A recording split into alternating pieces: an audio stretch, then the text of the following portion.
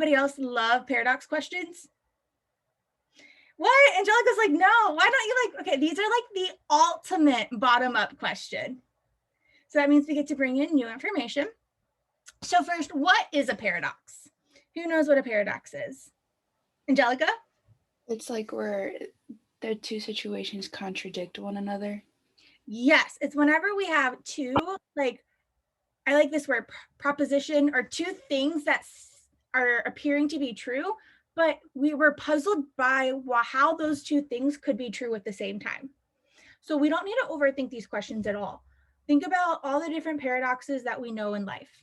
So here's an example of one. My weakness is my strength. So whenever we pay attention to paradox questions, what we want to look at is what are the two facts of the paradox, or what are the two things that are included in it that I think are weird that they're together. So here, what would be the two facts? Or the two different principles, or the two different points? Heather? Weakness and strength. Weakness and strength, yes. And so whenever I then want to predict some of my answers, I say, why is one fact happening even though the other thing is happening? So why am I strong, or why am I, one fact is happening even though the other one, like, so how am I strong even though it's my weakness? Or how is my weakness helping me with my strength, or something like that? Like, how can that be? So does anybody have any predictions of what answer choice we could bring in to explain how my weakness is my strength? My weakness is what motivates me. Like, for instance, like my children, even though they're my weakness, they make me strong. Oh, that's a great one. Yeah. And so on the test, that would be a fabulous answer choice, because it's addressing both points of how this is your weakness, but it's also your strength. The key thing that we have to pay attention to here is our answer choices have to address both points, and our answer has to allow for both things to be true at the same time. The biggest trap answers here are ones that just focus on one side. So if we said my weak, like, it just gave an example of like why we can be weak, or if it just said why something can be strong. It has to truly focus on both answers. All right, so I have a couple of other ones that I want to practice. So go ahead and write down your explanation of how these three things can exist at the same time. So how can it be true that we save money by spending it? How can it be true that if I want to lose weight, I should eat more? And how can it be true that the more we know, the less we understand? So I'll give everybody like 3 minutes to do that. A key here is to make sure you are picking out what your two facts are before you're making your prediction. So to make sure that your answer choices are focusing on both parts. All right, let's review the first one. And then we'll give everybody a chance to grade their second and third one in case that they weren't doing it correctly. So Lisa, what were our 2 points in question 1? Or our 2 facts?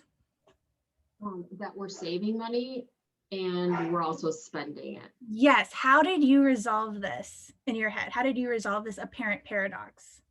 I usually just go to, like, if you have your own business and you purchase things that are like really expensive, or like a program that you need, it helps you be more efficient, and it therefore saves you money in the long run. So that's excellent. Like, yeah. Another one that someone said that I thought was really good was, Sam said stock. So yeah, absolutely, like retirement funds or something like that. Like you're investing money, like you're spending money to eventually save money, or you're saving money by doing that. Someone said by buying something that's on sale, something that they need when it's on sale now. So in the long run, they don't have to buy it when it's not. Or someone said buying higher quality things so that in the long run, you don't need to replace them as often. Like that, those are all excellent. Any one of those would explain the apparent paradox. All right, so this one, the second one is, if I want to lose weight, I should eat more. So Victoria, what are our 2 facts here? Losing weight, Mhm. eating more. Awesome. Did anybody have a one that they really liked here of how they resolved this? Eat more vegetables and I will lose weight. Yeah. Someone said like before, yeah, so eating more vegetables, therefore I'll lose weight. It's not because you're necessarily eating more food, right? It's probably that you're eating more food, but you're replacing bad stuff with good things, right? Someone said, Sam, you had another really good one. She said, replacing like protein drinks or low energy food with high energy food so you can work out more.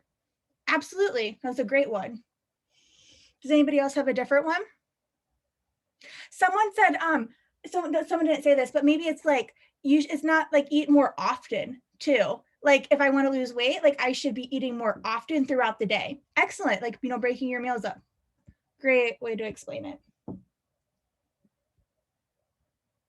All right, so I think a lot of people struggled with the third one. I'm gonna give everybody 30 more seconds to edit the third one and put it in the chat, and then we'll go over this one. And so obviously our points are knowing more and understanding less. All right, we have some really awesome ones here. At first I didn't understand Kamani's, but it actually totally works. She said, being taught by bad teachers every day. So you know more because you're being taught, but you're understanding less because they're not doing a good job. That's actually fabulous. I think you took a completely different direction than most. I went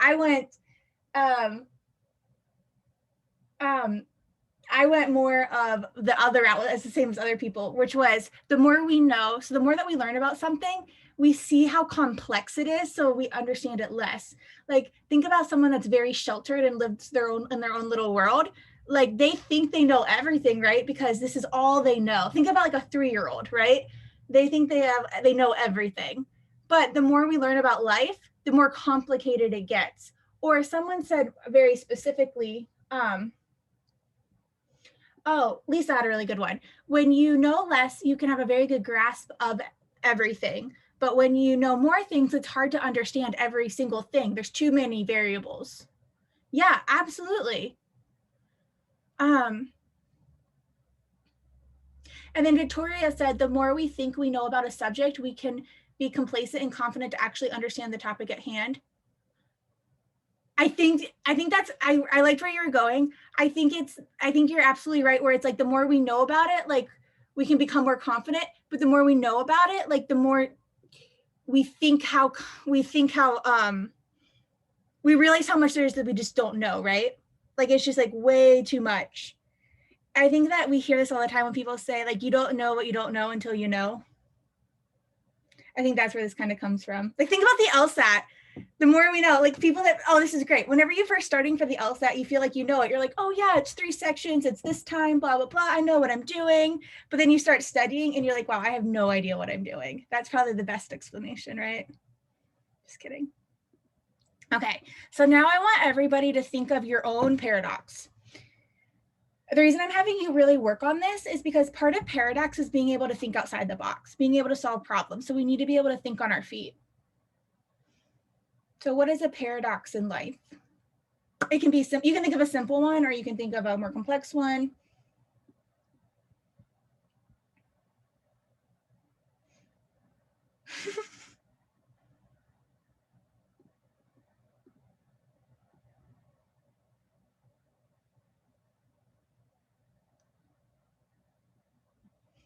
And please type them in the chat when you're done.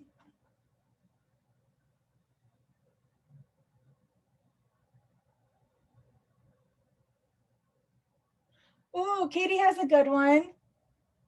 I have to read some of these. I'm sorry. Katie says, I go to bed early, but I'm always tired. Preach. Jenny said, I'm not a bitch, but I'm bitchy.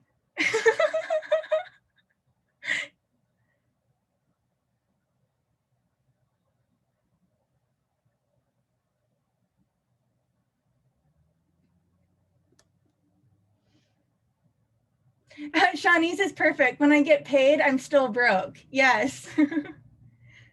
I love how much personalizing the test like this is perfect because it helps us like break down the barriers and it becomes less intimidating. Oh, Angelica, yes, I am saving a lot for law school while paying a lot to get there. That's perfect.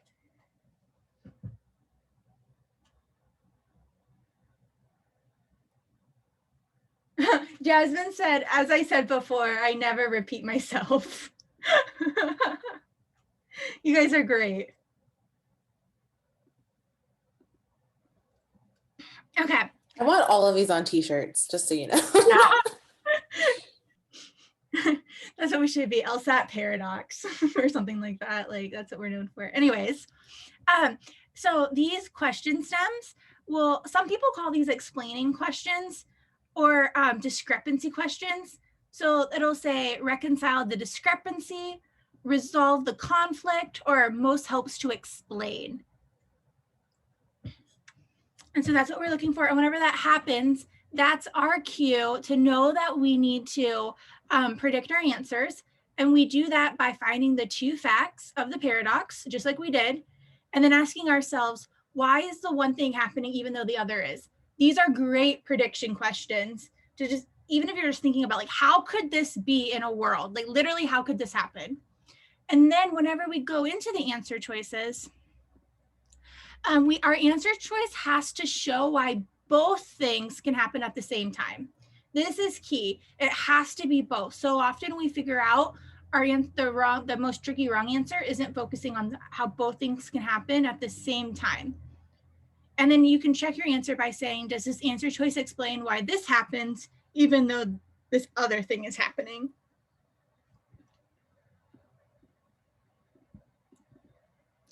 All right. So go ahead and read this one. And, oh no, did I put these in the wrong order? Oh, shoot, I did. Go ahead and read this one and find what the two facts are and make a prediction.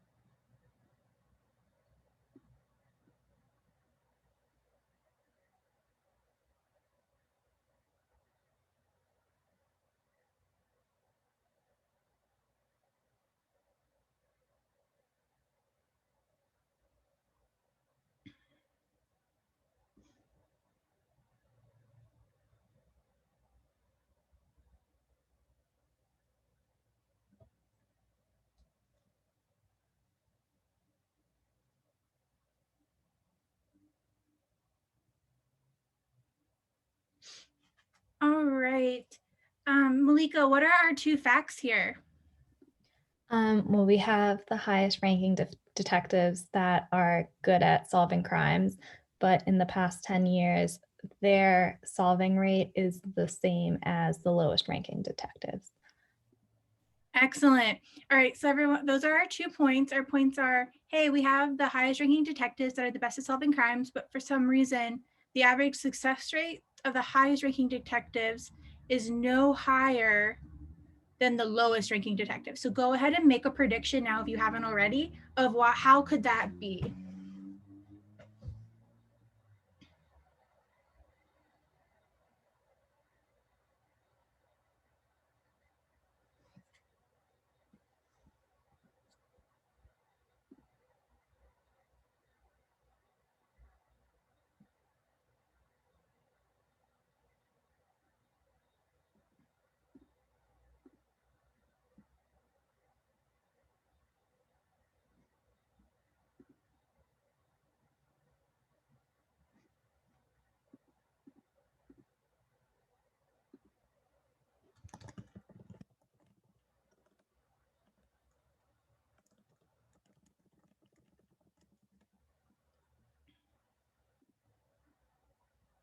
All right, and now go ahead and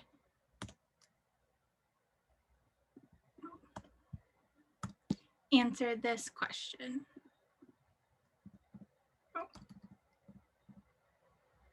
Oh, it's not going to be there. Shoot. Okay. Sorry, I had it better before, but.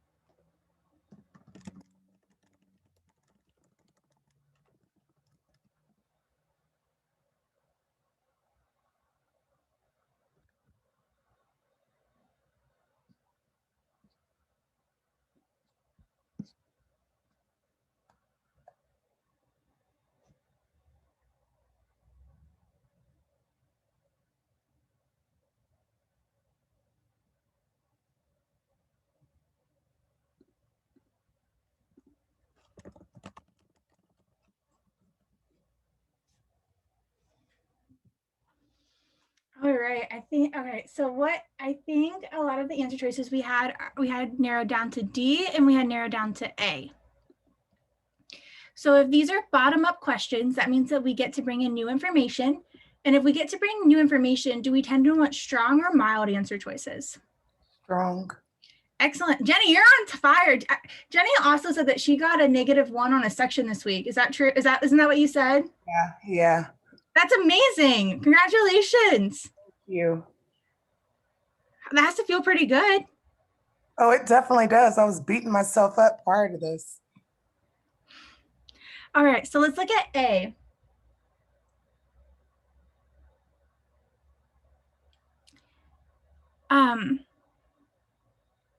The detectives who have the highest success rates in solving criminal cases are those that have worked as detectives the longest. Does A do anything? Does A address our two different points? No. This is just talking about those that have the highest success rates. We need to know why those with the highest success rates are over or have no better of a record than the lowest detective rates. So D says the police department generally gives the criminal cases that it expects to be the easiest to the lowest ranking detectives. How does this solve the paradox, Victoria? This addresses why they both have similar success rates, because if they're giving them easier cases, they're more likely being able to solve them, as opposed to the highest ranking detectives where they're probably getting harder cases and it's hard for them to solve. Excellent. That's a fabulous explanation. So on evaluate or on paradox questions, our answer choice does not have to guarantee to solve the paradox. It just has to be an explanation of what could be. And so what Victoria said, like, hey, because they're getting their easiest cases, that's probably why they're getting, solving at 50%. And that gives it a could be chance of why the highest rankest detectives, like if they have the hardest cases and they're also at 50%, it makes sense. So that was fabulous. All right, does anybody have any questions on paradox questions?